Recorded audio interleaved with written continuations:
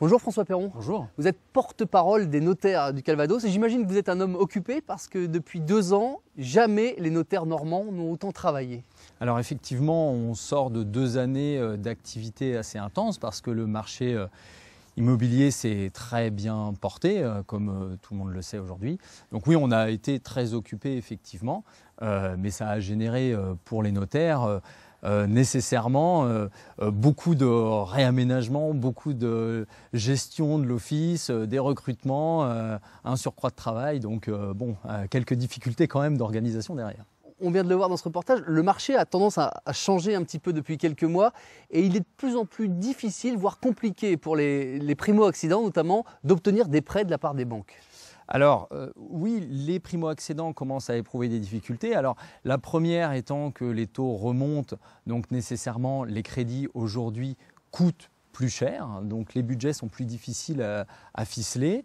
Les banques sont un peu plus frileuses également. Si on combine ça avec le fait que suite à ces 2 années exceptionnelles, les catalogues sont épuisés, ça devient un peu plus compliqué pour les primo-accédants effectivement de se trouver un bien. Alors c'est de plus en plus compliqué et pourtant ce genre de maison avec un petit bout de jardin, ça reste le rêve des 3/4 des Français.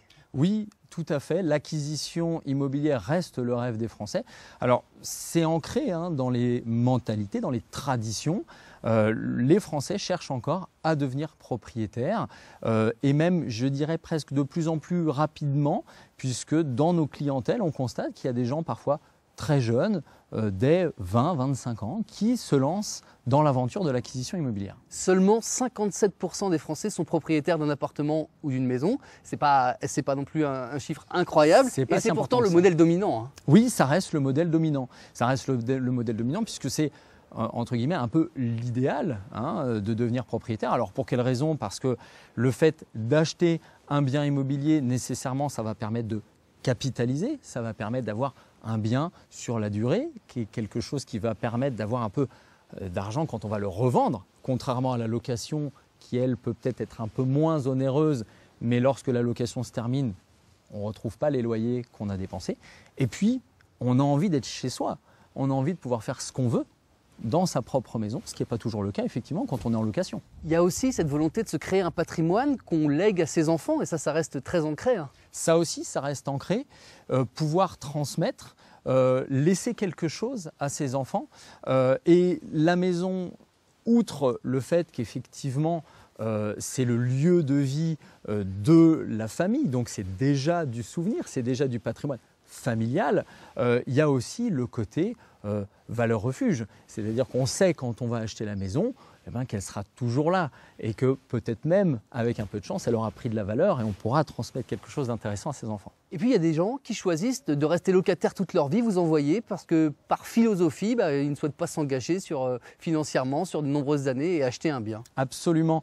La plupart du temps, donc voilà, quand on reste locataire, c'est parce que l'aspect financier peut poser problème, mais pas seulement. Comme vous venez de le dire, des fois c'est par philosophie. Alors il y a 2 choses. La première, c'est que la location, ça permet un peu de liberté en fait. C'est-à-dire que vous donnez congé à votre propriétaire, 3 mois plus tard, vous pouvez partir, vous prenez vos bagages, vous vous en allez. Lorsque vous êtes propriétaire, changer de trajectoire de vie, c'est un peu plus compliqué. Il faut revendre, donc c'est déjà un petit peu plus difficile. Et puis, il y a aussi cet aspect responsabilité. Quand on est propriétaire, pour certains, c'est une charge. C'est des travaux, c'est de l'entretien, etc. Et c'est vrai que certaines personnes peuvent être un peu hostiles à cette idée-là et du coup décider de rester locataire. Dans leurs études, les notaires normands voient aussi arriver un phénomène nouveau. Ce sont ces propriétaires qui investissent pour du locatif de courte durée, des plateformes internet type Airbnb, vous en voyez de plus en plus. Alors on en voit de plus en plus, surtout dans les secteurs touristiques, les secteurs côtiers notamment, et puis aussi à Caen. Pourquoi? Tout simplement parce que ce sont des locations aujourd'hui qui sont prisées. On a des plateformes type Airbnb qui sont faciles à utiliser, donc qui permettent la mise en location aisée de ce genre de biens et nécessairement avec un rendement qui en face est forcément intéressant.